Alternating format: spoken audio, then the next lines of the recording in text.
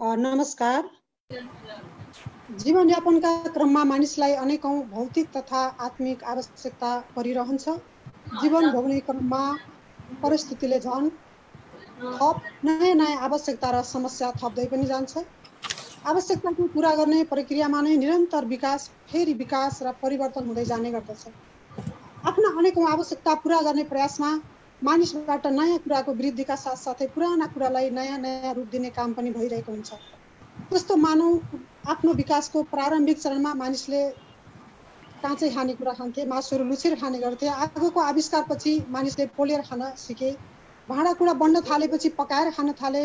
पछि मरमसला सहित अनेकौं परिकार बनाएर खान सिके। हातको सट्टा काँटा चम्चाले खान सिके। यी त साना र सामान्य उदाहरण मात्रै हुन्। आफ्नो आवश्यकता पूरा गर्ने क्रममा अझ धेरै ठूला परिवर्तन र विकास भएको हामीले देखिरहेका छौँ। मानिस सामाजिक प्राणी हो। समाजमा बस्दा व्यक्ति, परिवार, समाज, देश वा संसारलाई नै जान्ने, बुझ्ने, व्याख्या गर्ने, परिवार समाजसँग आपसमा साथ संगत गाँच्ने अपरिहार्यता, आवश्यकतासँग सम्बन्धित अनेकौं अभिलाषा, आकांक्षा मानिसको नैसर्गिक प्रवृत्ति पनि हुन्। यस्तै आकांक्षा, अभिलाषाबाट विज्ञान, साहित्य, दर्शन आदिको उत्पत्ति भएको पनि मानिन्छ।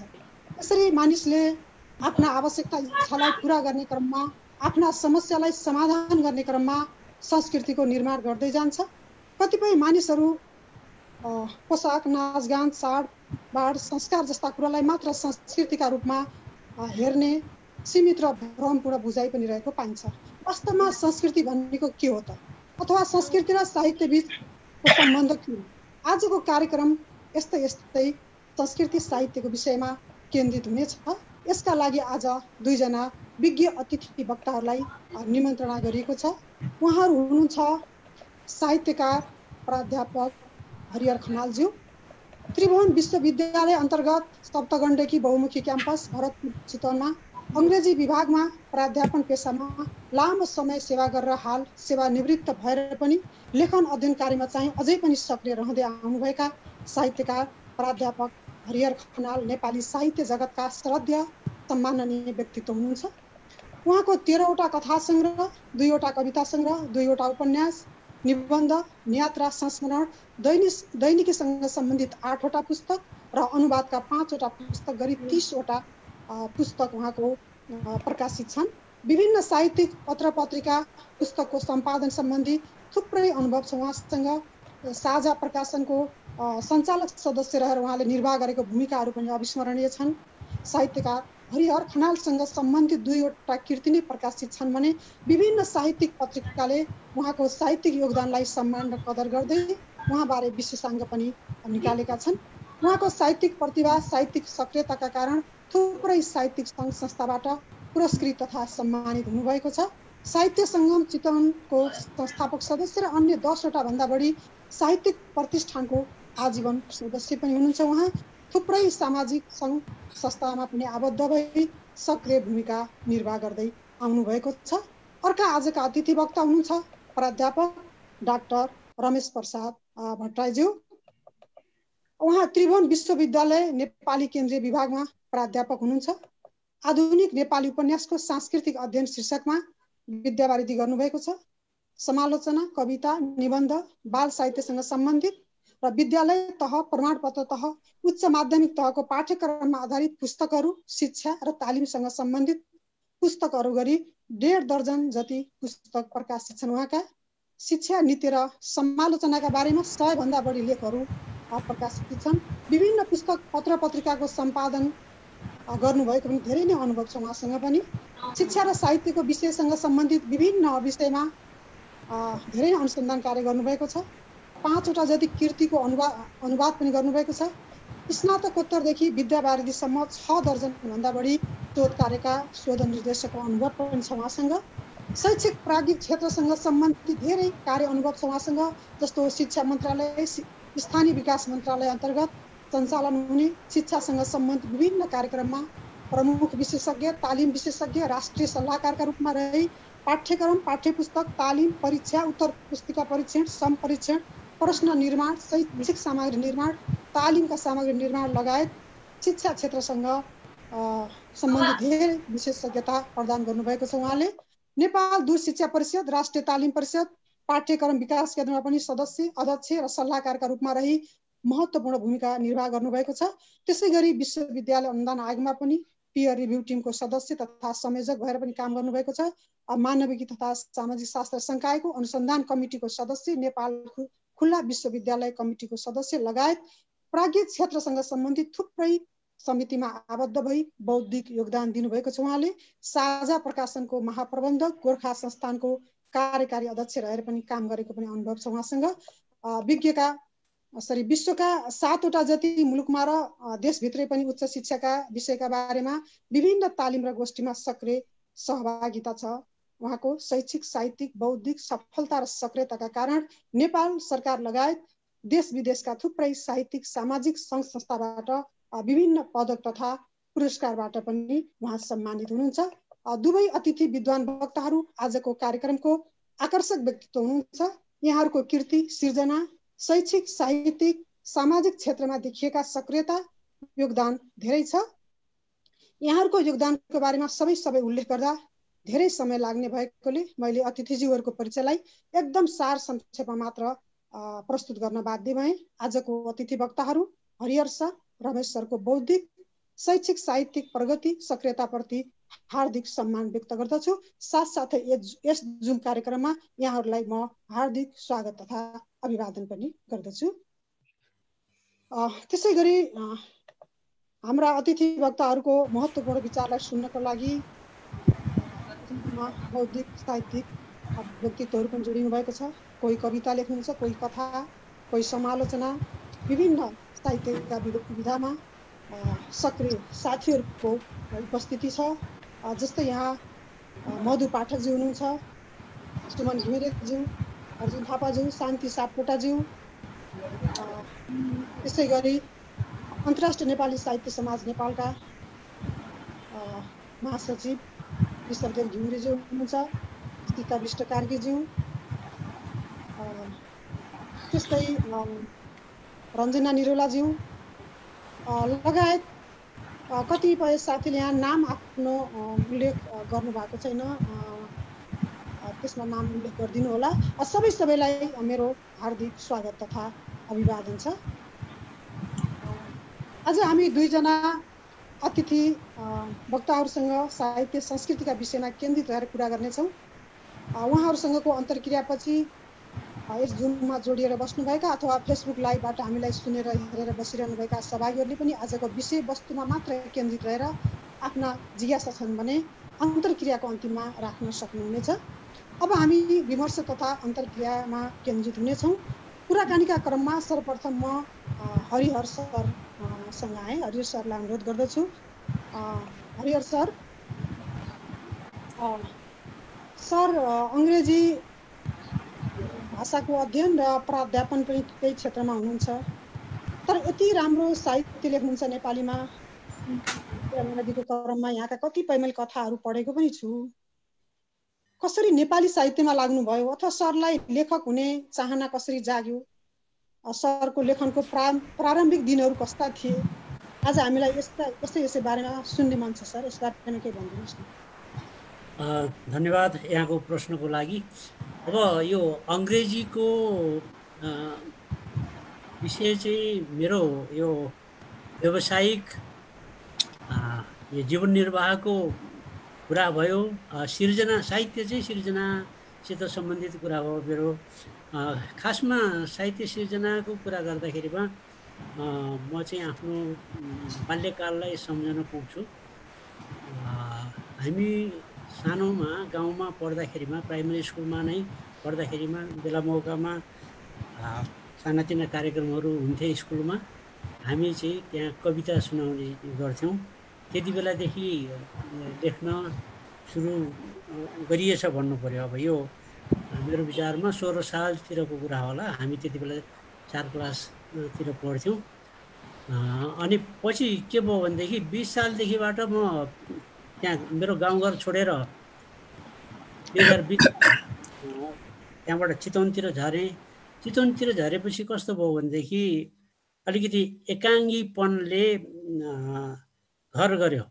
त्यहाँ गाउँमा त इष्टमित्रहरू हुन्छन्, साथीभाइहरू हुन्छन्, त्यहाँको वातावरण सबै आफ्नोपन हुन्छ त्यहाँ, तर त्यहाँबाट अलिक टाढा भएर अरू ठाउँमा गएर बस्दाखेरिमा सबै त्यहाँको सम्झना आयो।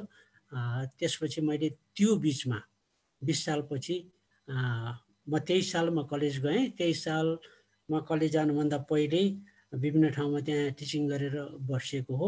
त्यति बेला मैले चाहिँ विभिन्न कविता लेखेछु। त्यो मेरो खासमा त्यति बेलाको सिर्जनाको मलाई अलिकति अभिप्रेरित गर्ने घटना चाहिँ तिनीहरू नै हुन्। पहिले चाहिँ स्कुलमा भएका कार्यक्रमहरूको आधारमा अब आफूले जे पढियो त्यसैको आधारमा यस्तो भने हामी जस्तै मानिसहरूले लेख्ने रहेछन् यी कुराहरू, हामीले लेख्यो भने सकिँदो रहेछ भन्ने आधारमा त्यसरी लेख्न सुरु गरियो। पछि चाहिँ आफ्नो एकाकीपनबाट त्यसलाई चाहिँ मेटाउनको लागि सिर्जना गर्न चाहिँ सुरु गरियो जस्तो लाग्छ। र कलेज जीवनमा प्रवेश गरेपछि त फेरि त्यसको वातावरण भिन्नै भयो। पहिले कलेज जीवनमा प्रवेश गर्नुभन्दा पहिले चाहिँ मैले कविता मात्रै लेखेको थिएँ। त्यसमा पनि त्यो छन्दोबद्ध अनि गीतिलयका कविताहरू दुवै प्रकारका चाहिँ थिए त्यति बेला। पछि कलेज जीवनमा प्रवेश गरिसकेपछि मैले कवितातिर भन्दा, कविता पनि अलिअलि त लेखेँ, तर कवितातिर भन्दा गद्यमा पनि खासमा निबन्ध र कथा साहित्यतिर मेरो चाहिँ ध्यान गयो। र कथा साहित्यतिर ध्यान जानु पनि विविध कारणहरू छन्। अब त्यो जम्मै अहिले भन्न सम्भव छैन। तर जे होस्, कलेज जीवन प्रवेश गरिसकेपछि अलिकति फराकिलो क्षितिजतिर पुगियो जस्तो लाग्यो। त्यहाँ अध्ययनको दायरा पनि अलिकति बढ्यो। त्यसपछि चाहिँ फेरि जुन तपाईँको गद्य लेखनमा एउटा आफूलाई अभिव्यक्त गर्ने सहजता प्राप्त हुन्छ, त्यो चाहिँ पद्य लेखनमा अलिक कम जस्तो पनि लाग्यो। सायद अरूलाई पनि त्यस्तै लाग्दो होला जस्तो चाहिँ ठान्छु म। त्यसपछि साहित्यिक रहरले भन्दा परिस्थितिले बढी लेखिने हो र सर? दुईटै कुरा होला शान्तिजी, हेर्नुहोस्। किनभनेदेखि मानिसको स्वभाव कस्तो हुन्छ भनेदेखि अरूले के गर्छ नि त्यतातिर आफू पनि त्यस्तै गर्न पाए हुन्थ्यो भन्ने आन्तरिक अभिलाषा त हुँदै हुन्छ। अब अरूले लेखेको देखेर उनीहरूको पढेर अनि आफू पनि लेख्न यही हाम्रै आफ्नै कथा व्यथाहरू लेख्ने हो, त्यो भनेदेखि त्यसो गऱ्यो भनेदेखि साहित्य सिर्जना हुन्छ भन्ने पनि लाग्यो होला। त्यसपछि चाहिँ लेख्न थालियो। र परिस्थितिको कुरा पनि एउटा हो, परिस्थितिले आफूलाई चाहिँ अभिव्यक्त गर्न चाहिँ लगायो, त्यसपछि लेख्न सुरु गरियो। हस् सर, धन्यवाद। म सरसँग फेरि आउनेछु अर्को जिज्ञासा लिएर। अब म रमेश सरतर्फ केन्द्रित हुन्छु। ठिक छ। सरको विद्यावारिधि विषय पनि सांस्कृतिक अध्ययन भएको हुनाले आज मलाई संस्कृतिकै विषयमा कुरा गर्न मन लाग्यो। हाम्रो देशमा आफ्नो संस्कृतिलाई भुल्नुहुन्न, मेटाउनुहुन्न, यसलाई जोगाउनुपर्छ, अथवा संस्कृतिको पहिचान, संस्कृति हाम्रो पहिचान हो भन्ने कुराहरू खुब सुनिन्छ। यो संस्कृति भन्न साथ विभिन्न चाडपर्व, संस्कार, नाचगान, पहिरन, मठ मन्दिर जस्ता कुरालाई नै संस्कृति हो भन्ने बुझाइ सीमित रहेको पनि पाइन्छ र संस्कृति सम्बन्धी अस्पष्टता छन् धेरैमा। त्यसैले आज हामीलाई यो फेसबुकबाट धेरैले हेरिरहनु भएको, सुनिरहनु भएको पनि छ। यस सम्बन्धी जिज्ञासा हुनेहरूलाई यो असाध्यै सरको कुरा एकदमै लाभप्रद हुन्छ। वास्तवमा संस्कृति भनेको के हो, के कस्ता कुरालाई संस्कृति मान्ने, यस बारेमा भनिदिनु सक्नुहुन्छ? धन्यवाद शान्तिजी, तपाईँले आमन्त्रण गर्नुभयो। सबैलाई स्वागत छ।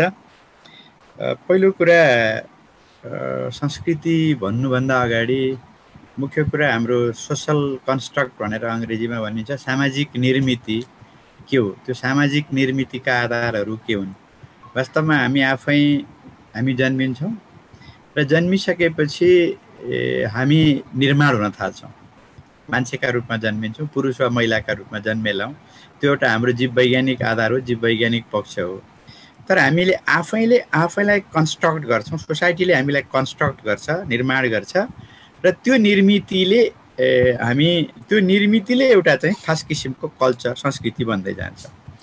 त्यसैले संस्कृति भनेको यो चाहिँ जीवन पद्धति हो, जीवन शैली हो। यहाँले अघि अलिकति सङ्केत गर्नु हो, परम्परामा हामीले भन्ने गरेका जे जति संस्कृतिहरू छन्, जन्मदेखि मृत्युसम्मका कुरालाई हामी संस्कारका रूपमा कहिलेकाहीँ संस्कृति भन्ने गर्छौँ।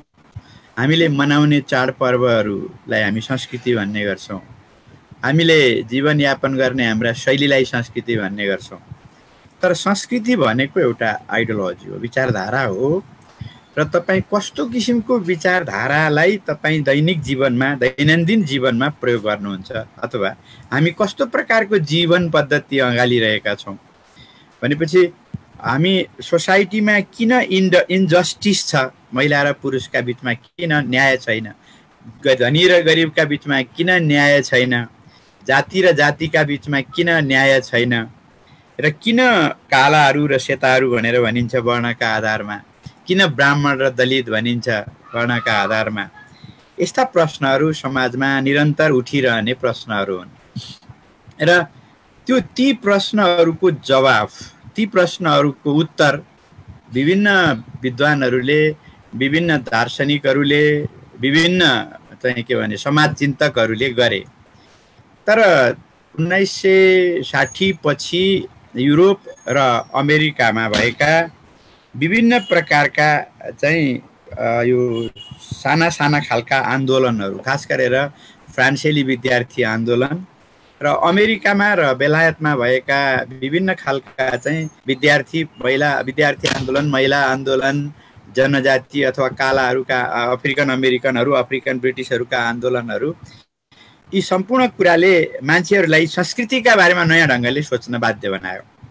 र त्यो बाध्यताले कहाँ लग्यो त भन्दा अबको हाम्रो संस्कृति, जसलाई चाहिँ हामीले 5000 हाम्रो पूर्वीय सन्दर्भमा 5000 वर्ष मानौँ अथवा 4000, अब वेदको कुरादेखि लिएर अहिलेसम्मको हाम्रा संस्कृतिहरू, जसले सामाजिक रूपमा, सांस्कृतिक रूपमा, आर्थिक रूपमा, राजनीतिक रूपमा र सत्ता सम्बन्धका हिसाबले, पावर रिलेसनका हिसाबले किन चाहिँ यो चाहिँ नयाँ के भने फरक खालका सोचाइहरू छन्, दृष्टिकोणहरू छन् भन्ने कुरा आइरहँदाखेरि यो आउने क्रममा नै वास्तवमा यो संस्कृतिको नयाँ परिभाषा जन्मियो।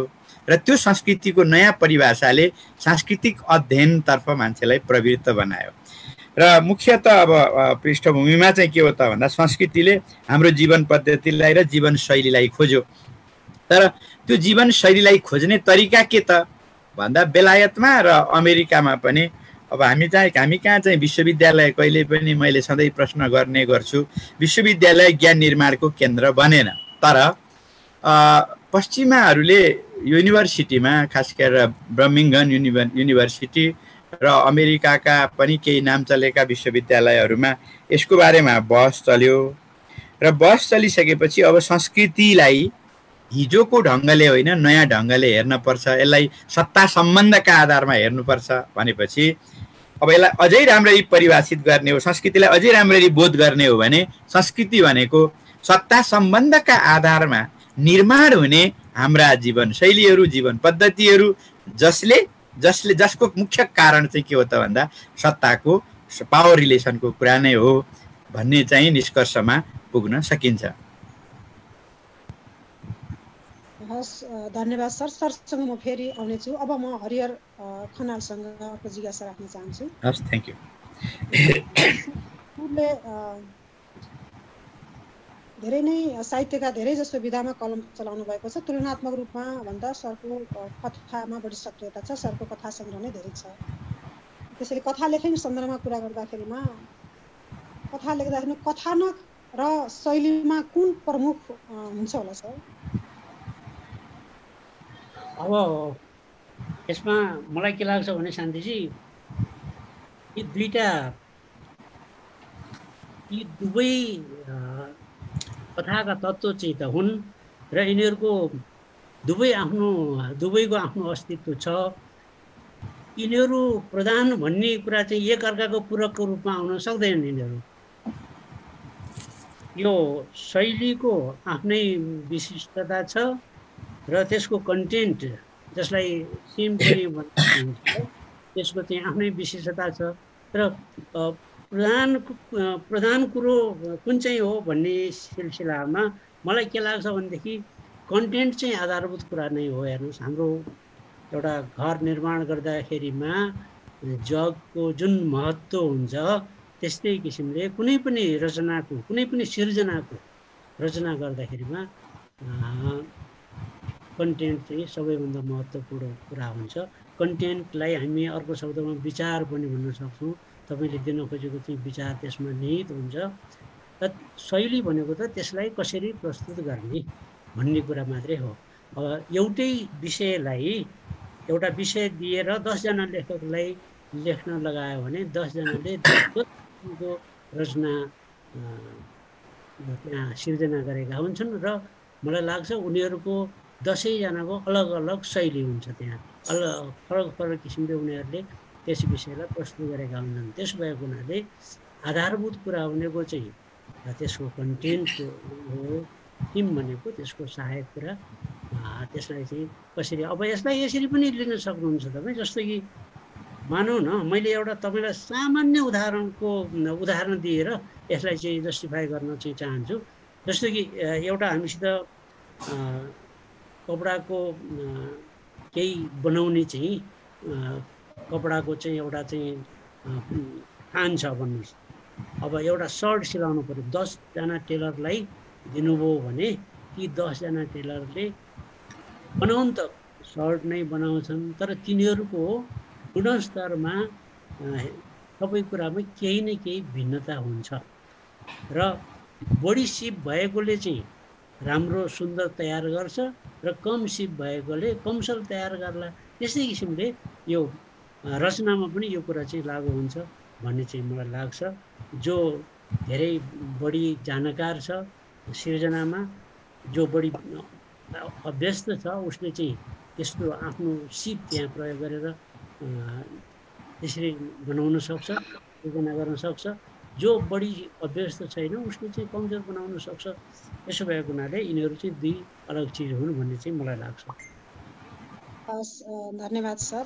सरसँग अरू पनि छन् जिज्ञासा, फेरि म आउनेछु। अब म रमेश सरलाई अर्को जिज्ञासा। सरसँग म संस्कृतिको कुरा गरिरहेको थिएँ।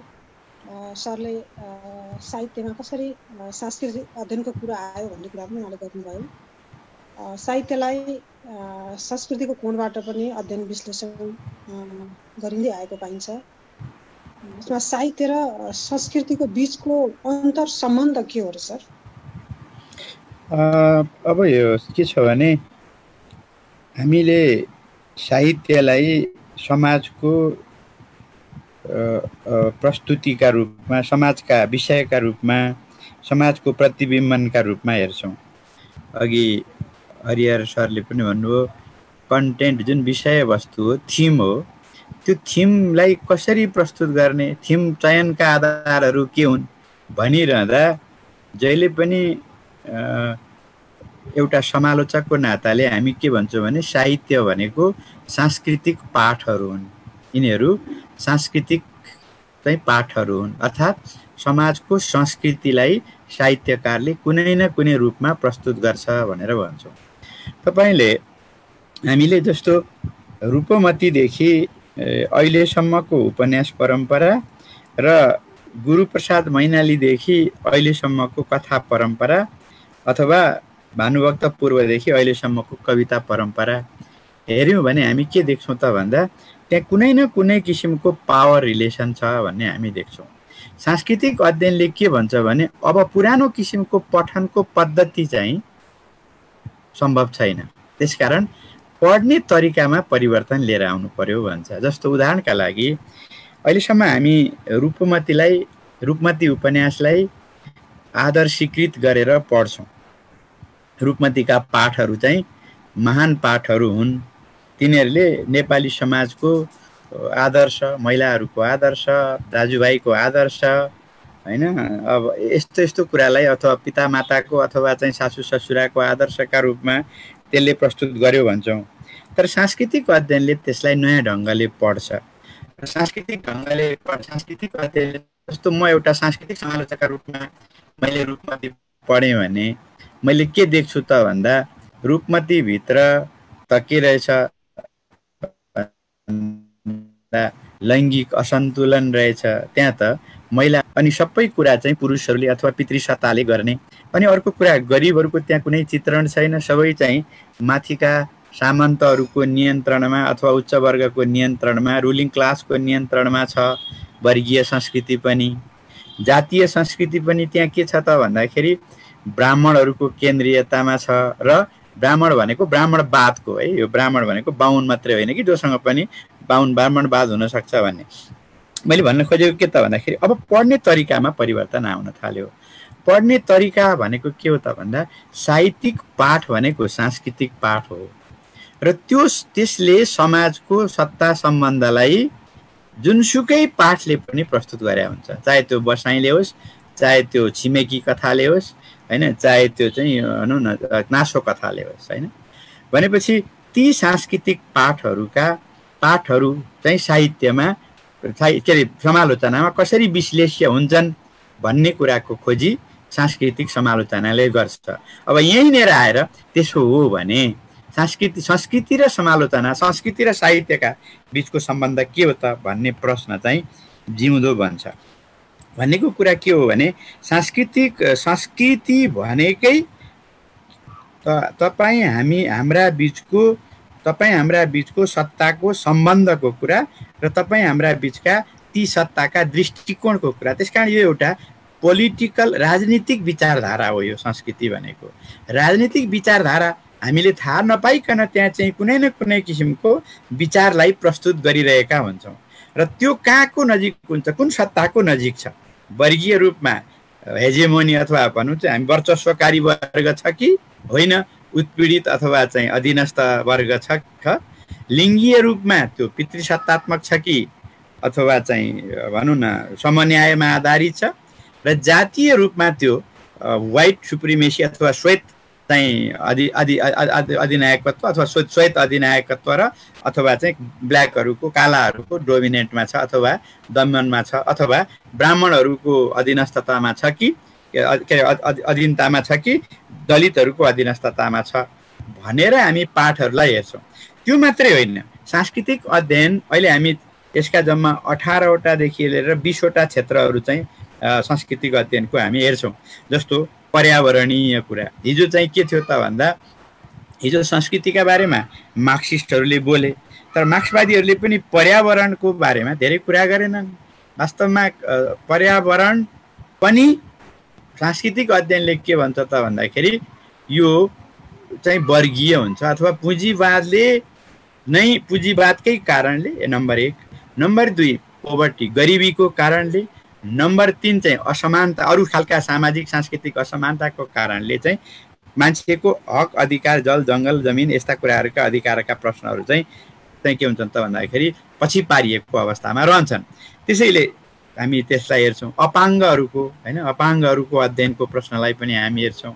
कोलोनियल भन्छ अर्को, उपनिवेशहरूका उत्तर उपनिवेश भनेर एडवर्ड सइदले त चाहिँ के भने प्रतिरोध र वर्चस्वका बारेमा प्रशस्त मात्रामा चाहिँ सामग्री एडवर्ड सइदले कोलोनियलिजमको सन्दर्भबाट हेरे, अथवा तपाईँ सबाल्टनहरूको सन्दर्भमा अथवा चाहिँ रञ्जित गुवाको कुरा गरे पनि, गायत्री चक्रवर्ती स्पिवाकको कुरा गरे पनि, अथवा चाहिँ होमी के भाभाको कुरा गरे पनि, नेसन र न्यारेसनको कुरा गरे पनि के देखिन्छ त भन्दा वास्तवमा कसरी राष्ट्रहरू सांस्कृतिक रूपमा अर्को राष्ट्रको दमनमा परेका हुन्छन् भनेपछि, अनि राष्ट्र मात्रै होइन देशभित्रको राष्ट्रियता नै पनि, देशभित्रकै चाहिँ फरक कल्चरहरू, फरक चाहिँ के छ त भन्दाखेरि आइडेन्टिटीहरू कसरी दमनमा परेका हुन्छन् त, ती पहिचानहरू कसरी दमनमा परेका हुन्छन् त भन्ने कुराको खोजीका जुन जति प्रश्नहरू छन्, ती प्रश्नहरू चाहिँ 1960 पछि चाहिँ अलिकति जोरदार रूपमा उठेका प्रश्नहरू हुन्। यद्यपि सांस्कृतिक अध्ययनको एउटै धारा छैन, सांस्कृतिक अध्ययनको एउटै चाहिँ के छ त भन्दाखेरि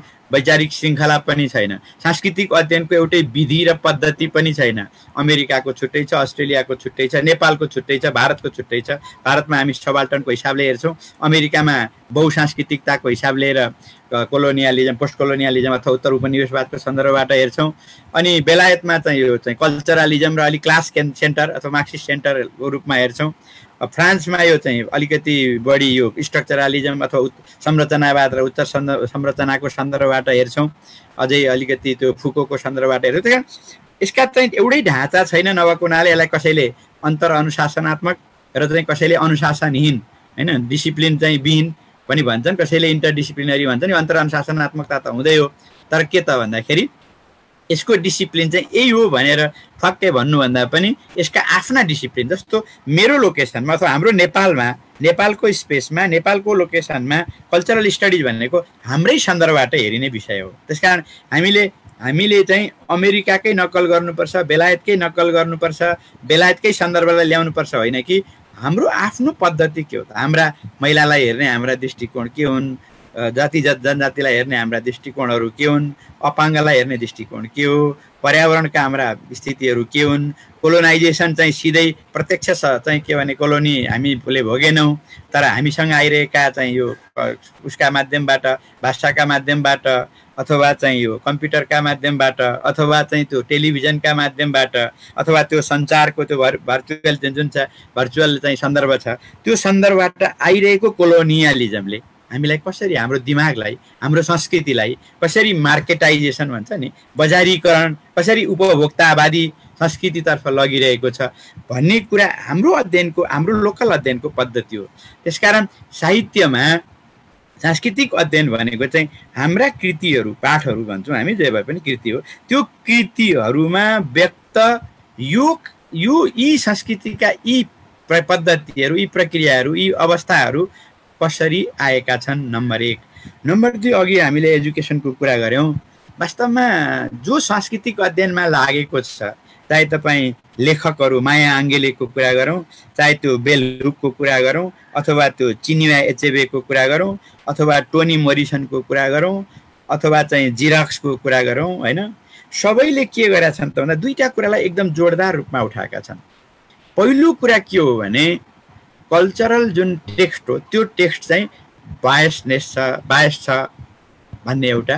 दोस्रो चाहिँ विश्वविद्यालयले पाठ्यक्रममा त्यस्ता टेक्स्टहरूलाई राखेन, त्यसकारण त्यसमा हस्तक्षेप गर्नुपर्छ, दोस्रो। र तेस्रो कुरा चाहिँ राखिएका टेक्स्टहरू पनि सांस्कृतिक रूपमा सबभन्दा धेरै यो चाहिँ जिराक्स र बेल हुक्सले चाहिँ सबभन्दा धेरै अध्ययन गरेका छन्। त्यसपछि बाहेक अरूहरूले पनि हेरेका छन्, जस्तो कसरी चाहिँ पाठ्यक्रममा राखिएका साहित्यिक पाठहरू वास्तवमा समाजका चाहिँ समाजलाई हेर्ने चाहिँ त्यो बायस पक्षबाट राखिएका हुन्छन्, र त्यहाँ पनि कसरी चाहिँ कल्चरको रिफ्लेक्सन चाहिँ सत्तासीनहरूसँग, पावर रिलेसनसँग जोडिन्छ भन्ने कुरासम्मको विश्लेषणका आधारमा चाहिँ त्यसैले यसले के हेर्छ त भन्दा टेक्स्ट हेर्छ, त्यसको कन्टेक्स्ट हेर्छ, टेक्स्चुअलिटी हेर्छ, इन्टरटेक्स्चुअलिटी हेर्छ, प्लस चाहिँ के छ त भन्दाखेरि यो त्यो त्यसको रिप्रेजेन्टेसन, करिकुलमको रिप्रेजेन्टेसन, करिकुलममा कसरी आछ, ती टेक्स्ट बुकहरूमा कसरी आएको छ सम्म हेरेर चाहिँ यसले चाहिँ यो सबै ढङ्गले सांस्कृतिक अध्ययनले चाहिँ पावरको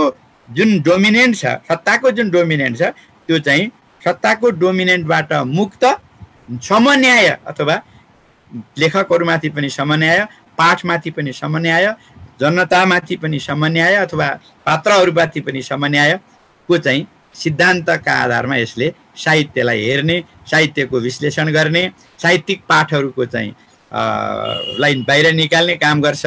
अब अघि भन्यो यसका धारा चाहिँ फेरि फरक छन्।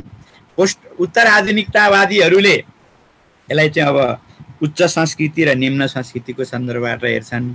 उच्च संस्कृति भनेको हामीले अहिलेसम्म पाठको कुरा गर्दा हामी जहिले पनि के प्रश्न उठाउँछौँ भने देवकोटा खोइ, लेखनाथ खोइ, विश्वेश्वर प्रसाद कोइराला खोइ, तर हामी के कुरा गर्दैनौँ भने आहुति खोइ, अथवा भनौँ न तलका अरू सामान्य मान्छेहरू खोइ भनेर हामी खोज्दैनौँ। त्यसैले पहिलो कुरा यसले के भन्छ भने हामीले उत्पीडितहरूको पो खोज्नु पर्यो त, उत्पीडितहरूको कुरा पाठहरू खोज्नु पर्यो र ती पाठहरूलाई अब बाहिर ल्याउनु पर्यो भन्ने पहिलो कुरा। र दोस्रो कुरा यसले के भन्छ भने ती पाठहरूलाई बाहिर ल्याइरहँदाखेरि तिनीहरूको विश्लेषणको एउटा पद्धति के त, आधार के त, त्यसको पनि निर्माण गर्नु पर्यो भन्छ। अनि तेस्रो कुरा यसले के गर्छ त भन्दा हाम्रै कल्चरको कुरा गर्ने, हामी मल्टिकल्चरल चाहिँ समाजमा छौँ। मल्टिकल्चरल समाज भनेको के हो त भन्दा हिजो पञ्चायतले हामीलाई अमेरिकनहरूले दिएको एउटा बिम्ब छ, मेल्टिङ पट भन्छ नि, एउटै भाँडोमा सबै संस्कृति हालिदिने र एउटै यो नेपाली संस्कृति हो, यो पञ्चायती संस्कृति हो, त्यसकारण हाम्रो भाषा, हाम्रो वेश भन्ने टाइपको जुन कल्चर छ त्यो कल्चरबाट अब के हो भन्दा सलाद बाउल भन्ने अर्को बिम्ब छ। सलादको भाँडोमा सबै खालका सलादहरू चिनिन्छ, त्यसै गरी सबैका संस्कृतिहरू चिनिने गरी चाहिँ यसको आधार खोज्नुपर्छ भन्ने अमेरिकनहरूको। त्यसैले हरेक कल्चरल स्टडिजका अध्ययनका आफ्ना पद्धतिहरू छन्, तर यो पद्धतिले के हो भने साहित्यिक पाठहरूको, साहित्यिक कृतिहरूको विश्लेषणको एउटा नयाँ आधार चाहिँ सांस्कृतिक आधार, जसलाई हामी भन्छौँ सांस्कृतिक आधार तयार गरेको छ। हस्, धन्यवाद सर। सरसँग समय रह्यो भने फेरि म आउँछु। अब हरिहर सर डिस्कनेक्ट हुनुभयो जस्तो छ।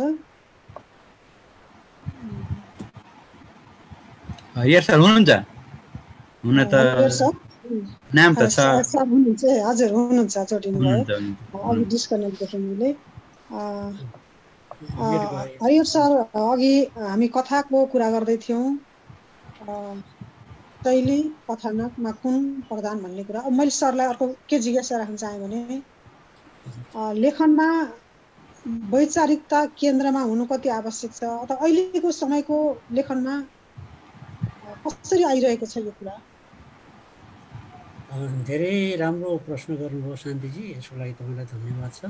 मैले यस विषयमा अघि पनि अलिकति कुरा चाहिँ भने, वैचारिकता भन्नुहोस्, त्यो वैचारिकताले नै हो कन्टेन्ट निर्धारण गर्ने।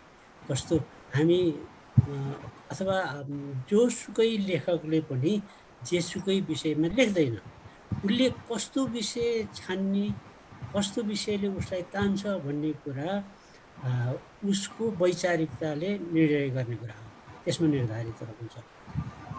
त्यसो भएको हुनाले हामी विविध किसिमका लेखकहरूका विविध किसिमका रचनाहरू पाउने कारण पनि यही नै हो। अब हाम्रो यहाँ जस्तो कि एकै विषयमा लेख्न दिइयो भने पनि यही वैचारिकताका कारणले गर्दाखेरिमा ती लेखहरू अलग अलग हुन्छन्। जस्तो कि तपाईँलाई म यहाँ एउटा कङ्क्रिट इक्जाम्पल दिन चाहन्छु। जस्तो कि यो क्यान्टोनमेन्ट भन्ने चाहिँ शब्दावली जुन यो 10 वर्षे जनयुद्धपछि खासमा बढी प्रचलनमा आयो, त्यसमा मैले नजानेका, थाहा नपाएका अरू उदाहरणहरू पनि हुन सक्छन्, तर मैले थाहा पाएका क्यान्टोनमेन्ट भन्ने शीर्षकमा 3 जना मान्छेले कथा लेखेका छन् अहिलेसम्म।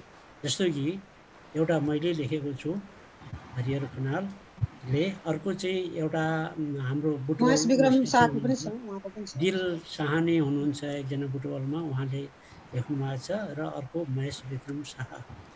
3 जनाको क्यान्टोनमेन्ट शीर्षकमा नै 3वटा कथा छन्। यो मेरो र दिल साहनीको रत्न प्रख्यात नेपाली कथा भन्ने रत्नपुष्प भण्डारले निकालेको खण्ड 2 मा छ, र महेश विक्रमको खण्ड 1 मा छ। यी 3वटै कथा एकपटक एकैचोटि सँगै पढियो भने तिनीहरूको स्वरूप सँगसँग अलग अलग 3 जनाको त्यो अलग किसिमको चाहिँ पाइन्छ। अब महेश विक्रमजीको एक किसिमको दृष्टिकोण छ त्यहाँ, अनि बाँकी 2टा कथाहरूमा अर्को किसिमको दृष्टिकोण पाइन्छ। ती 2टा कथाहरूको दृष्टिकोण एउटै भए पनि फेरि त्यहाँ तिनीहरू आफ्नै अस्तित्व भएका अलग अलग चाहिँ कथा चाहिँ छन्। त्यसो भएको हुनाले यो दृष्टिकोणले निर्धारण गर्ने कुरा हो भन्ने चाहिँ मलाई लाग्छ। अब समकालीन आख्यान क्षेत्रमा कस्तो लाग्छ भनेदेखि मलाई एउटा दृष्टिकोण बोक्ने मानिसहरूले अर्को दृष्टिकोण बोक्ने लेखकहरूलाई रिजेक्ट गर्ने, स्वीकार नगर्ने त्यो चलन व्यापक रूपमा छ। तर त्यति मात्रै पनि होइन, हेर्नुहोस्, एउटै दृष्टिकोण बोकेको छौँ भन्ने लेखकहरूमा पनि कस्तो छ भनेदेखि सानसाना गुट उपगुटहरू निर्माण गरेका छन् मानिसहरूले, अनि एक गुटले अर्कोलाई लेखक नमान्ने, निकै कम महत्त्व दिने, र आफ्ना चाहिँ निकै कम महत्त्वका लेखकहरूलाई पनि धेरै ठुलो महत्त्व दिने, यस्तो किसिमको एउटा अलि सङ्कुचित दृष्टिकोण विकास भइरहेको छ।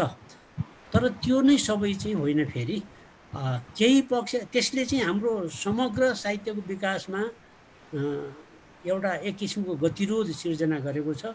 यस्तो हुनु हुँदैन भन्ने पक्षमा म छु।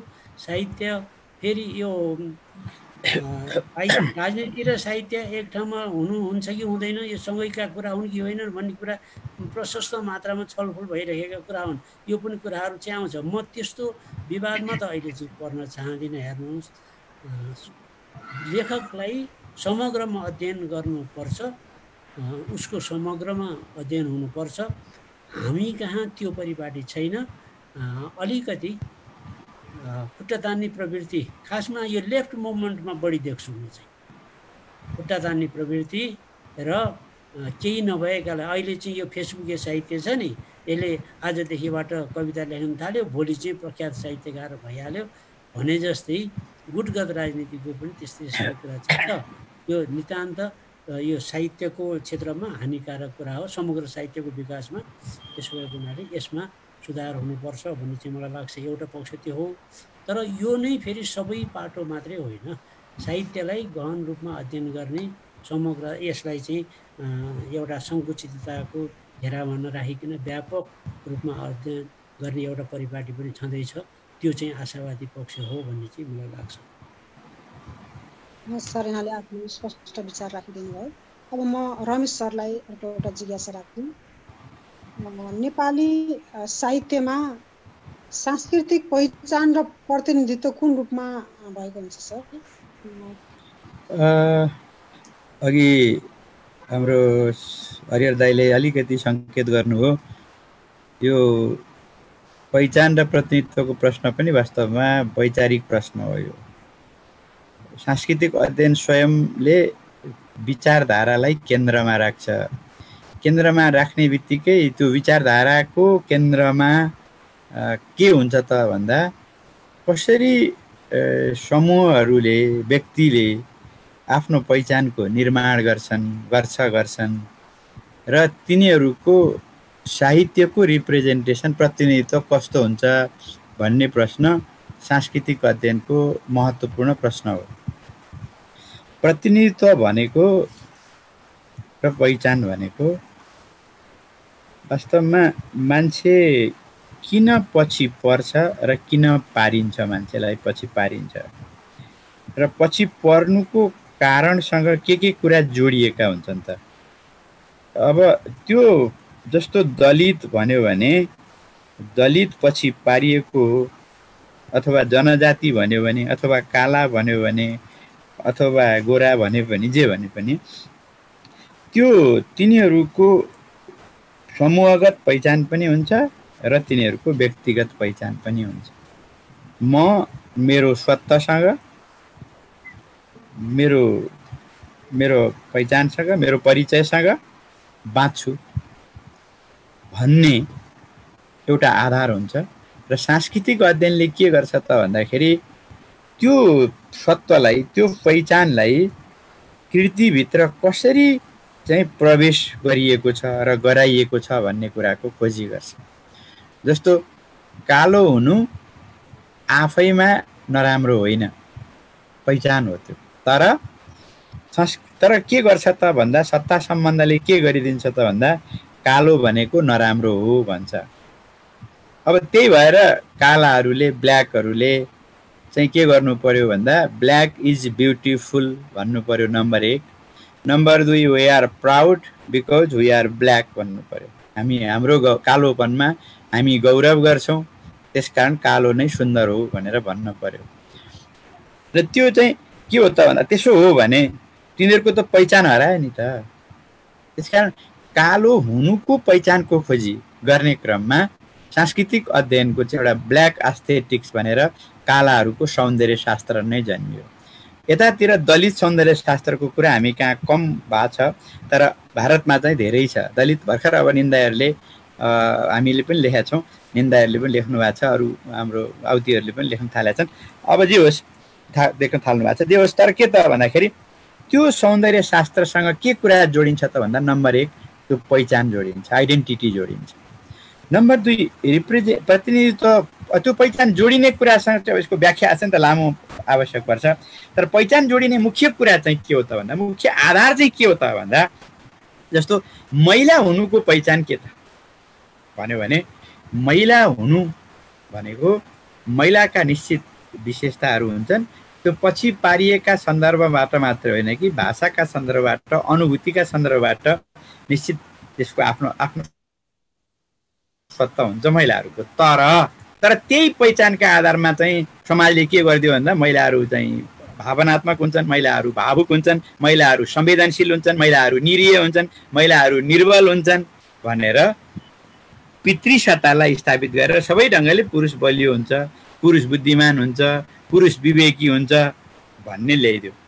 जातिको कुरा पनि त्यही हो। भनेपछि त्यसकारण यी दुईटालाई छुट्याउने कसरी त भन्दा पहिलो कुरा उसको आफ्नो पहिचानलाई हामीले चाहिँ सांस्कृतिक अध्ययनले चाहिँ के गर्छ त भन्दाखेरि स्थापित गर्छ र तर पहिचानका आधारमा समन्यायको ड्रेसकै कुरा गर्नु होइन, लगाउने लुगाकै कुरा गर्दाखेरि पनि त्यसको आफ्नो पहिचान हो नि त, उसले लाउन त पायो नि त। तर के हो त भन्दाखेरि त्यसैको आधारमा उसमाथि चाहिँ धोती लायो भनेर अथवा भनौँ न चाहिँ के भनेदेखि साडी लायो भनेर अथवा चाहिँ अब भनौँ मगरले आफ्नो लुगा लगायो होला त्यो लगायो भन्ने आधारमा उसलाई हेला गर्ने होइन कि त्यसलाई पहिचानका रूपमा इस्टाब्लिस गरेर उसलाई चाहिँ के त भन्दाखेरि उसको पहिचानको चाहिँ चिनारी दिने हो र पहिचानका नाममा शोषण गर्न, अन्याय गर्न भएन भन्ने हो। अनि दोस्रो चाहिँ प्रतिनिधित्वको जुन कुरा छ, रिप्रेजेन्टेसन भनेर भनिन्छ, प्रतिनिधित्वको कुरा चाहिँ के हो भने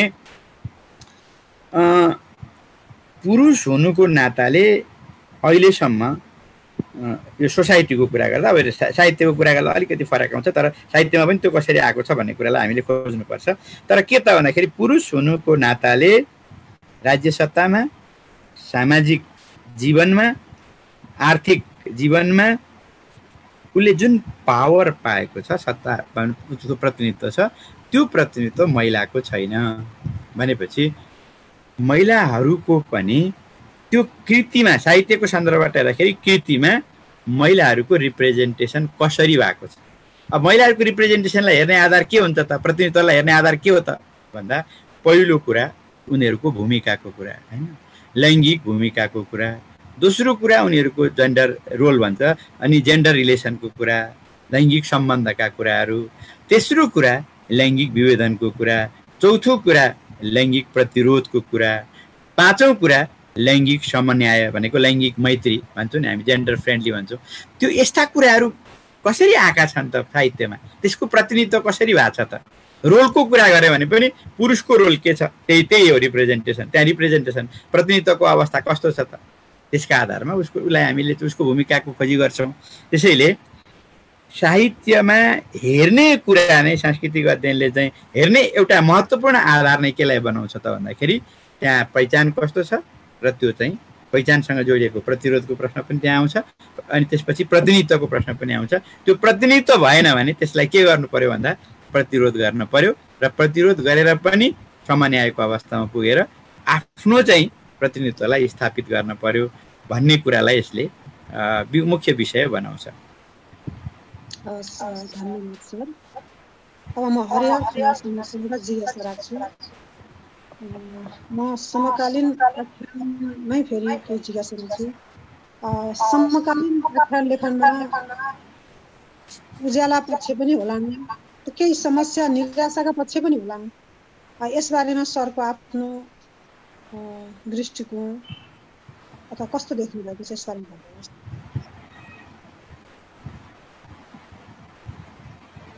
अनिलजी यो प्रश्न दोहोऱ्याउनुहोस् त, फेरि यो कसलाई सोध्नु भएको तपाईँले? यो सरलाई प्रश्न दोहोऱ्याउनुहोस् एकपल्ट। समकालीन आख्यान लेखनमा देखिएका उज्याला पक्ष अथवा त्यसमा देखिएका समस्या निराशा यी पक्षको बारेमा यहाँले आफ्नो दृष्टिकोण राखिदिनुहोस् न। यस विषयमा मैले यहाँभन्दा पहिले नै जुन यहाँलाई उत्तर दिएँ त्यसैमा समेटिएको छ जस्तो लाग्छ मेरो विचारमा। तथापि एकदम एक सेन्टेन्समा भन्दाखेरिमा चाहिँ मलाई के लाग्छ भनेदेखि समकालीन लेखनमा समस्याहरू छन्, तिनीहरू चाहिँ अब निकै सीमित घेरामा समेटिएका अथवा चाहिँ निहित रहेका चाहिँ त्यस्ता समस्याहरू हुन्। तिनीहरू चाहिँ बिस्तारै हट्नुपर्छ, हट्दै सीमितता छ मानिसहरूमा चाहिँ के छ लेखकहरूमा ग्रुपिजम गर्ने चाहिँ त्यो पद्धति चाहिँ छ समग्रमा नै। त्यस्तो हुनु हुँदैन, एक पक्षले अर्को पक्षको चाहिँ मूल्याङ्कन नगर्ने, लेखक नगर्ने र अर्को आफैभित्र पनि साना साना ग्रुपहरू बनाएर एकले त्यो यो जस्तो कि आफन्त साहित्य भन्ने एउटा टर्म विकास भएको छ कि अहिले नेपाली साहित्यमा, त्यस्तो आफन्त मानिसहरूको लागि बढाइ चढाइ गर्ने, अरूलाई चाहिँ पछि धकेल्ने त्यस्तो किसिमको पद्धति विकास भएको छ। यो समग्र साहित्यको विकासमा, वाङ्मयको विकासमा चाहिँ राम्रो कुरा होइन, तर यो सबैमा त्यस्तो मात्रै छ भन्ने कुरा पनि होइन। केही यसलाई व्यापक रूपमा पढिने पनि थालिएको छ, अध्ययन हुन थालेको छ, त्यसले चाहिँ भविष्य चाहिँ आशावादी छ भन्ने मलाई लाग्छ। म यसलाई अलिकति जोडौँ है त शान्तिजी। यो दुईटा शब्द चाहिँ अहिले खुब संसार के अरे यो बाहिर कोइन भएको छ, एउटा प्यारोडी अर्को प्यास्टिचे क्या। नेपाली साहित्यमा गम्भीर साहित्यका बारेको बहस र गम्भीर साहित्यको लेखनलाई अघि हरिहर दाइले सङ्केत गरे जस्तै त्यसको चाहिँ मापन र मूल्याङ्कन हुँदैन क्या। कस्तो हुन्छ त भन्दा प्यारोडी र प्यास्टिचे प्यारोडी भनेको एकदम त्यही अघि भने जस्तो एकदम हल्का खालको साहित्य र अब त्यो प्यारोडीको अर्को अर्थ फरक हो, यसको अर्थ चाहिँ हल्का खालको साहित्य। प्यास्टिचे भने त टाँसटुस गरेको साहित्य अथवा यसो सार्ने खालको साहित्य होइन। एउटा त्यो ट्रेन्ड छ जसलाई हामी फेसबुकै साहित्य अथवा के साहित्य अब यस्तो पनि भन्न सक्छौँ अघि दाइको शब्द लिँदा। तर कुरा के हो त भन्दा गम्भीर साहित्यका बारेको बहस चाहिँ वास्तवमा नेपाली साहित्यमा हुन छोड्यो र गम्भीर साहित्यको सिर्जना गर्नेहरू पछि परेको अवस्था छ। अब यो गुटले पनि हो अथवा यो चाहिँ के हो त भन्दाखेरि अघि दाइले भने जस्तो गुट पनि हो। तर अर्को कुरा चाहिँ के हो भने हाम्रो नेपालीहरूको पठनको संस्कृति यो चाहिँ अलिकति निकै कमजोर भएको छ र साहित्य पढ्ने पाठकहरू त हामी बजारकै अनुगमन गऱ्यौँ भने, बजारकै रिसर्च गऱ्यौँ भने पनि अत्यन्त कम छन्। यद्यपि केही नयाँ पाठकहरू जन्मिने प्रक्रिया त छ, तर त्यो पाठक पनि के त भन्दाखेरि अलिकति हल्लाकै पछि दगुर्ने अवस्थामा छ। त्यसकारण जसले हल्ला गर्यो त्यसले बजार कब्जा गर्यो, जसले हल्ला गरेन त्यसले बजार कब्जा गरेन। अनि त्यसले गर्दाखेरि अनि पढ्ने अनि पाठक समालोचकहरू पनि त्यो गम्भीरताका अवस्थामा हिजोको जस्तो गम्भीर समालोचकहरू अहिले छैनन्। पढ्ने हाम्रा पद्धतिहरू चाहिँ फेरिएका छन् र हामी हल्का पठनलाई नै गम्भीर पठन हो भनेर हामी चाहिँ भन्न थालेको अवस्था छ। त्यसले गर्दाखेरि वास्तवमा अहिलेको सिर्जना कमजोरै त होइन, तर त्यो सिर्जनाको सही मूल्याङ्कन भएको अवस्था चाहिँ मलाई लाग्छ छैन भन्ने लाग्छ। होइन कस्तो लाग्दा है मेरो कुरा? एकदम सही कुरा भन्नुभयो रमेशजी। हजुर, मैले भन्नुपर्ने कुरालाई जोडिदिनु हो, धन्यवाद छ रमेशजीलाई। अब हाम्रा श्रोता दर्शकहरूबाट पनि केही जिज्ञासा छ भने हाम्रा अतिथि वक्ताहरूसँग राख्न सक्नुहुन्छ यहाँहरूले।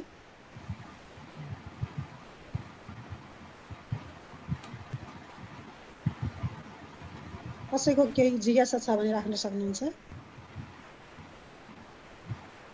मैले उसमा हेर्दा त केही रहन्छ, यो तल च्याटमा हेर्दा त केही छैन। हजुर, फेसबुकमा एउटा जिज्ञासा छ राजन ढकाल, सरी रजनी ढकालले लेख्नु भएको छ।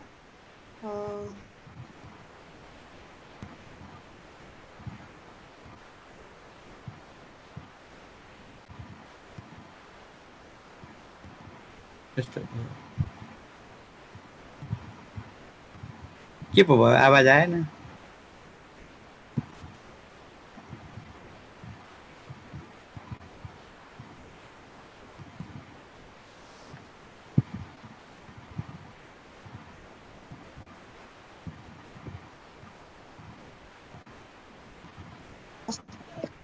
हेलो, हजुर सुनिएन? अब बल्ल सुनियो। एकैछिन डिस्कनेक्ट भयो म। ठिक छ। रजनी ढकाल म्यामले राख्नु भएको छ नेपाली साहित्यको रचनाको सांस्कृतिक अध्ययनको कस्तो मोडालिटी हुन सक्छ? रमेश सरलाई प्रश्न राखिदिनुहोस् न भन्नुभएको छ रजनी म्यामले। अब यो नेपालको सांस्कृतिक अध्ययनको कुरा गर्दा यो पश्चिमा सांस्कृतिक अध्ययनको मोडालिटी भन्दा यो चाहिँ भिन्न, अघि पनि अलिकति मैले सङ्केत गरेँ। किन भिन्न छ भने पश्चिममा कल्चरल स्टडिजवालाले के भन्छन् भने वर्गको प्रश्न चाहिँ असाध्यै गौण भयो, त्यसकारण अब वर्गीय प्रश्नहरू कमजोर भएका छन्, जातीय प्रश्न र लिङ्गीय प्रश्नहरू चाहिँ अत्यन्त सशक्त रूपमा आएको हुनाले त्यतातिर चाहिँ हाम्रो अध्ययनको मोडल विस्तार हुनुपर्छ भन्ने उनीहरूको ढाँचाको कुरा छ।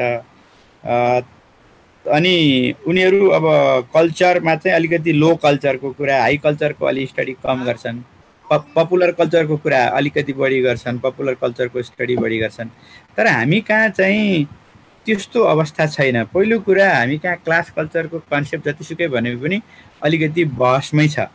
लेफ्टहरूको प्रभाव हामी कहाँ सत्तादेखि लिएर तलका सदनसम्म अनि त्यसपछि यतातिर बजारसम्म अथवा तलसम्म छ। त्यसो भएको हुनाले वर्गको प्रश्नमा अब अघि दाइले भने जस्तो विभिन्न खालका विचारहरू त छन्, तर त्यहीँभित्र पनि वर्गको कुरा चाहिँ कसैले पनि अहिलेसम्म छोडिहालेको अवस्था छैन, नम्बर 1।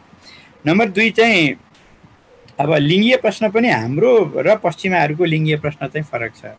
हाम्रो पितृसत्ता र उनीहरूको पितृसत्ता चाहिँ। र तेस्रो कुरा त सबभन्दा ठुलो र सबभन्दा जटिल कुरा त वर्ण व्यवस्था नै हो।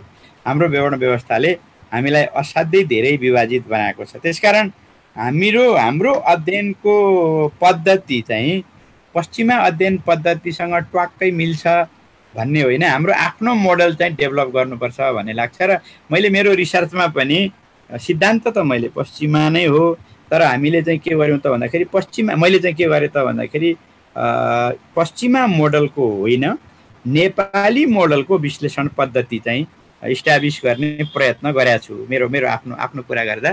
तर मलाई अझै पनि के लाग्छ भने अब त्यो हिजो गरिएका रिसर्चहरू पिएचडीको चाहिँ एउटा खास समयमा गरियो, तर अहिले फर्केर हेर्दा मलाई के लाग्छ त भन्दा अझै पनि हामीले पश्चिममा भनिए जस्तो फुको, डेरिडा अथवा ल्योतार्ड अथवा चाहिँ एडवर्ड सइद अथवा अरू कोही भन्नुभन्दा पनि हाम्रो मोडल चाहिँ ब्रिटिस मोडल, खास गरेर कल्चरल मेट्रलिजम, त्यसपछि ग्राम्चीको मोडल, ग्राम्ची लगायतकाहरूको र प्लस चाहिँ के भने अरू मार्क्सवादीहरूको अध्ययनको एउटा पद्धति, र त्यसमा पनि फेमिनिजम, जेन्डरमा पनि र चाहिँ एथनिक स्टडिजमा पनि चाहिँ के छ त भन्दाखेरि हाम्रो आफ्नो स्वरूपको, आफ्नो चाहिँ ढाँचाको चाहिँ जुन त ब्ल्याक र चाहिँ व्हाइट भने जस्तो हाम्रो मोडल होइन।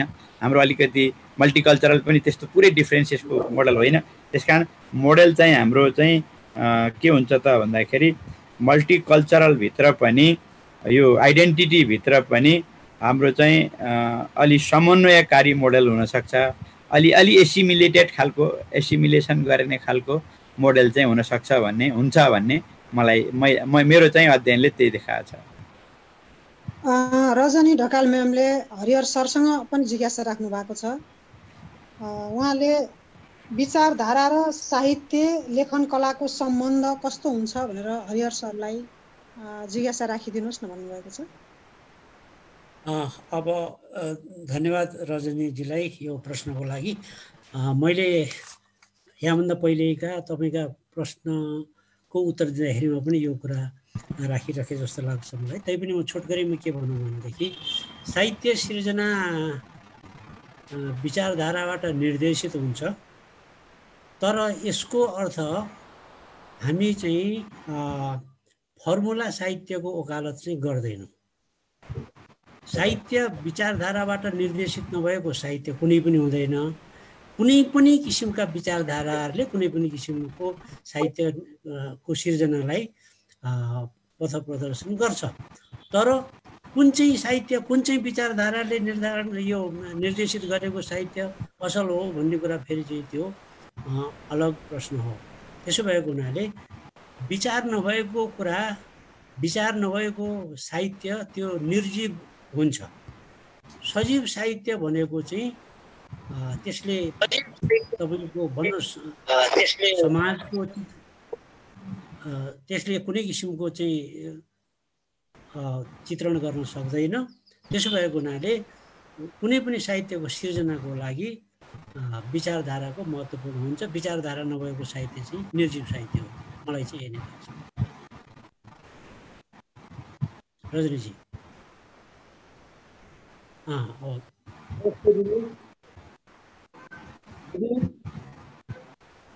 हेलो शान्ति दिदी शान्तिजी हो। नमस्ते। हेलो दिदी हेलो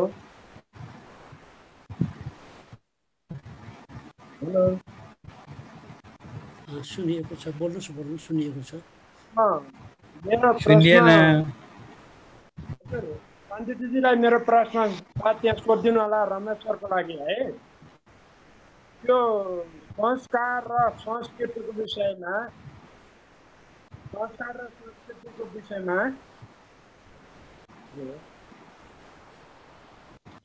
बुझिएन, संस्कार र आएन आवाज? हजुर आएको छ। संस्कार र संस्कृति यी दुई शब्द बीचको तात्विक अन्तर के होला, यो रमेश सरको लागि प्रश्न सोधिदिनु होला। र अर्को कुरा, हामी नेपाली संस्कृति साहित्यको नेपाली साहित्य र संस्कृतिको विषयमा जति पनि समालोचना गर्दाखेरि हामीहरूले नेपालीमा भएका विभिन्न ग्रन्थ जुन दर्शन छन् त्यहाँबाट पनि संस्कृतिका कुराहरू तिनीहरूलाई दार्शनिकको रूपमा किन उभ्याउन सकिरहेका छैनौँ, यो मेरो जिज्ञासा रमेश सरको लागि। मैले पहिलो प्रश्न चाहिँ बुझेँ, दोस्रो प्रश्न बुझिनँ। ल पहिलो प्रश्न, ल वाइपीजी म पहिलो प्रश्नको जवाफ चाहिँ दिन्छु होइन, दोस्रो चाहिँ अलि फेरि सोध्छु। अब यो तपाईँ हाम्रो हामीले निर्माण गरेका संस्कृतिको एउटा सानो पक्ष हो, जस्तो जन्मेदेखि मृत्युसम्मका हाम्रा संस्कारहरू छन् होइन। केही बुझिएन? सुनिरहेको छु सर, सुनिएको छ सर। त्यो त वाइपीजीको चाहिँ केही बुझिएन। अब यो संस्कार र संस्कृतिमा फरक के हो भने, संस्कृति चाहिँ हाम्रो, अब तपाईँले संस्कृतिलाई अलिकति विचारधारासँग जोड्ने हो, संस्कारलाई चाहिँ हाम्रो दैनन्दिन जीवनसँग जोड्ने हो। जस्तो बच्चा जन्मिँदा हामी खुसी हुन्छौँ, बच्चाको न्वारान गर्छौँ, त्यसपछि अब बाहुन छेत्रीको अरूको भन्ने व्रतबन्ध गर्छौँ, बिहा गर्छौँ, अनि मृत्यु हुन्छ, मृत्यु संस्कार गर्छौँ। यी संस्कारहरू चाहिँ हाम्रा दैनन्दिन जीवनसँग र हाम्रो सामाजिक जीवन सांस्कृतिक जीवनसँग जोडिएका प्रश्नहरू हुन्। तर यी प्रश्नका नाममा हुने जुन विभेद छ त्यो चाहिँ फेरि के छ त भन्दाखेरि गलत हो भन्ने कुरा। जस्तो उदाहरणका लागि संस्कार, हामीले कस्तो संस्कार बनायौँ भन्ने आधारमा संस्कृतिको निर्माण हुने भयो। संस्कार कस्तो बनायौँ भन्दा छोराले नै मात्रै चाहिँ क्रिया गर्नुपर्छ, छोरीले हुँदैन। अब त्यसलाई संस्कृतिले कसरी हेर्छ त भन्दा त्यो जीवन पद्धति, त्यो जीवन शैली, त्यो चाहिँ मान्छेका बचाइको तरिकाले एउटा लिङ्गमाथि विभेद गरेको छ भनेर सांस्कृतिक हिसाबले त्यो हेर्छ। सांस्कृतिक अध्ययनले चाहिँ संस्कारका हिसाबले ठिक छ, पिताप्रतिको छोरीको श्रद्धा त उस्तै हुन्छ, तर हामीले त्यस्तो संस्कृति भएको कुरा हो। जन्मेपछि हामीले गर्ने विभेद जुन छ त्यस कारण दुईटैले बराबर गर्नुपर्छ। संस्कारले पनि छोरालाई पनि सम्बोधन गर्नुपर्छ, संस्कारलाई चाहिँ अस्वीकार गरेर जान सकिने स्थिति हुँदैन। तर संस्कारभित्रको विभेदलाई चाहिँ हामी बुझेका मान्छेले चाहिँ के त भन्दा चिर्नुपर्छ भन्ने सन्देश नै हो, भन्ने सन्दर्भ नै हो। अब हामी यसै कसरी चिर्ने त भन्दा हामीले बिस्तारै, जस्तो अब अहिले पनि काजक्रियाको कुरा 3 दिनको कुरा 5 दिनको कुरामा आइरहेछ, बिस्तारै चिरेर चाहिँ त्यतातिर लैजाने कुराहरू हुन सक्छन्। नम्बर 1। दोस्रो प्रश्न मैले बुझिनँ शान्तिजी, के भन्नुभएको थियो उहाँले? वाइपीजी एकचोटि भन्नु होला त। वाइपीजी साउन्ड अफ छ, साउन्ड अफ छ। दोस्रो प्रश्न मैले बुझिनँ, सुनिएन। उहाँले भनिरहनु भएको छ साउन्ड अफ छ। ए ल दोस्रो प्रश्न के नि सर है, नेपाली साहित्य र संस्कृतिको विषयमा जति बेला हामी समालोचना गर्दछौँ त्यति बेला हामीले पूर्वीय ग्रन्थ वा दर्शनमा पनि केही त्यस्ता संस्कृति र साहित्यको विश्लेषण सम्बन्धी केही नयाँ कुराहरू आउन सक्छन् संस्कृतिको विषयमा, तर यिनलाई हामीहरूले प्रायः छायामा पारेको देखिन्छ। प्रायः पश्चिममा साहित्य समालोचकहरू जुन ग्रन्थकारहरूलाई हामीहरूले छिटै सजिलैसँग हामीले अनुसरण गर्छौँ, त्यति नै हामीले दर्शनसँग अनुसरण गर्न हिचकिचाए जस्तो देखिन्छ कतिपय लेखहरूमा हेर्दाखेरि पनि। कसरी गर्ला भनेर अब यसको लागि चाहिँ के हो भने हामी अब यो पहिलो कुरा चाहिँ यो सांस्कृतिक अध्ययन पश्चिमी सिद्धान्त भएको हुनाले यसको प्रभाव त पश्चिमी छ, तर मैले अघि भने नि यसलाई हामीले लोकलाइज गर्नुपर्छ। यसलाई हामीले हाम्रो कन्टेक्स्चुअलाइज, संस्कृति भनेको जहिले पनि सन्दर्भ परक हुन्छ, कन्टेक्स्चुअलाइज गर्नुपर्छ।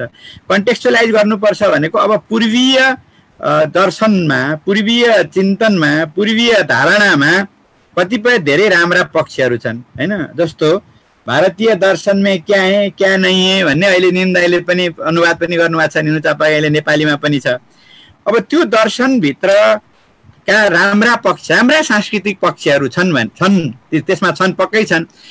तिनलाई पनि हामीले चाहिँ पूर्वीय सन्दर्भलाई पनि हामीले कृति विश्लेषणको सांस्कृतिक आधारका रूपमा चाहिँ ग्रहण गर्न सक्छौं। अब त्यसका लागि छुट्टै पूर्वीय सन्दर्भको अध्ययन आवश्यक छ।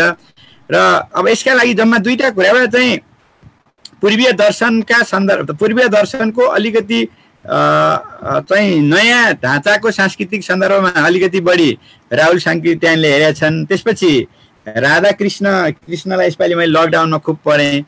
राधाकृष्णनको पनि राम्रो छ, किनभने त्यहाँ चाहिँ कसरी कि गीताको कुरा अथवा चाहिँ अरू दर्शनहरूका सन्दर्भमा पनि कसरी त्यो दर्शन चाहिँ हैन अब यो विभेदकारी छ अथवा यो ठिक छ भन्ने ढङ्गले पनि उनले अध्ययन गरेका छन्।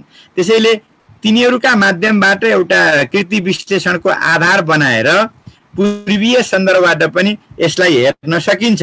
तर के चाहिँ हो भने फेरि सांस्कृतिक अध्ययनको मूल आधार चाहिँ पाश्चात्य भएको हुनाले त्यो पाश्चात्य आधार र पूर्वीय आधार दुईटैलाई चाहिँ के भने अध्ययन गरेर बनाउन सकिन्छ। पश्चिममा पनि के हो त भन्दा तपाईँ अरिस्टोटल हेर्नुहोस्, प्लेटो हेर्नुहोस् हैन, अथवा लन्जाइनस हेर्नुहोस्, होरेस हेर्नुहोस्, सबै ठाउँमा के छ त भन्दाखेरि त्यो बायसनेस चाहिँ देखिन्छ हैन, सांस्कृतिक कल्चरल बायसनेस छ। अब त्यो बायसनेसले के गरिदियो त भन्दाखेरि सांस्कृतिक अध्येताहरूले बरु तिनीहरूकै टेक्स्ट हेर्न थाले। अब हामीले पनि हाम्रो टेक्स्ट हेरौँ क्या, पूर्वका टेक्स्टहरू हेरौँ र पूर्वका टेक्स्टहरू, पूर्वका पाठहरू हेरौँ र ती पाठहरू कुन ठिक कुन बेठिक भनेर बहस गऱ्यौँ भने पनि हामी चाहिँ पूर्वीय सन्दर्भबाट सांस्कृतिक अध्ययनको ठिक बाटोमा, ठिक दृष्टिकोणमा, ठिक चिन्तनमा, ठिक एउटा चाहिँ के छ त भन्दाखेरि वैचारिक आधार निर्माणमा चाहिँ काम गर्न सक्छौँ। हस्, अब हाम्रो समय पनि 1 घण्टाभन्दा बढी नै भइसकेको छ। अब प्रश्न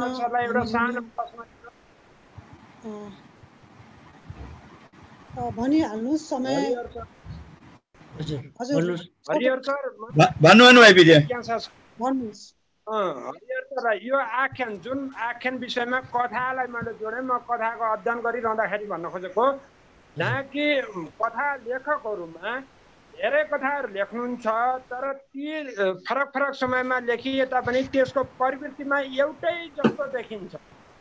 उस्तै कथा फरक हुन्छन् तर घटना उस्तै आइरहन्छन्। त्यसको खास मुख्य कारण के होला सर?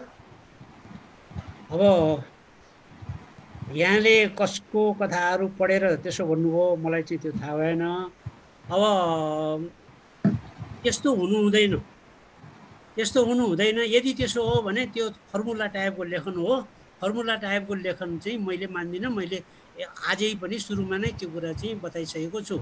त्यस्तो हुनु हुँदैन। त्यस्तो भयो भनेदेखि चाहिँ त्यो विविधता आउँदैन सिर्जनामा। त्यस्तो हुनु हुँदैन। जसले गरिरहनु भएको छ उहाँहरूले त्यो छोड्नुपर्छ भन्ने चाहिँ मेरो मान्यता छ। यसको एउटै म सारमा है त। नम्बर 1 हाम्रो वाइपीजीले भनेको नम्बर 1 के हो भने फादर इमेज भन्ने छ क्या एउटा साहित्यमा। आफूभन्दा पूर्वकाहरूको अध्ययन गर्ने अनि त्यसका आधारमा लेखेपछि फादर इमेजको कुरा हुन्छ। पितृबिम्बहरूलाई चाहिँ लिएर आएर देवकोटामा पनि छ त्यो भन्छन्, लेखनाथमा पनि छ भन्छन्, तर पछिल्लाहरूमा त्यो देवकोटाबाट लिने कुरा छ, नम्बर 1। नम्बर 2 चाहिँ अब अहिले त इमिटेसन, नक्कल गर्ने कुरा पनि छ। अब त्यो नक्कल हो कि फादर इमेज हो भन्ने तपाईँ समालोचकहरूले पत्ता लगाउनु पर्यो। धन्यवाद सर। अब हामी अर्को प्रश्न लिन सक्दैनौँ होला, किनभने हरेक पलले त्यसपछिको समय फेरि अर्को कार्यक्रमलाई दिइसकेको छ।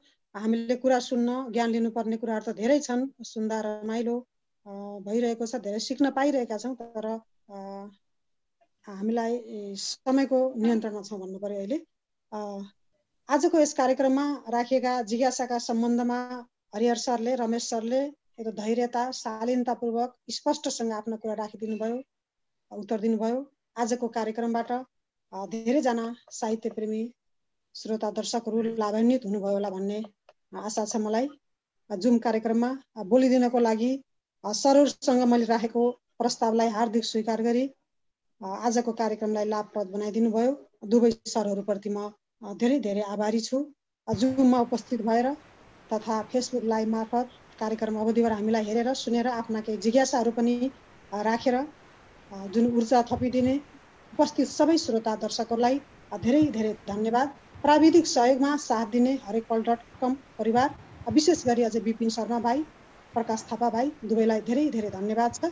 यति भन्दै आजको कार्यक्रम सकिएको जानकारी गराउँछु। हवस् त, धन्यवाद। शान्तिजीलाई पनि हाम्रो धन्यवाद छ। नमस्कार। ल नमस्कार, धन्यवाद हजुर, धन्यवाद।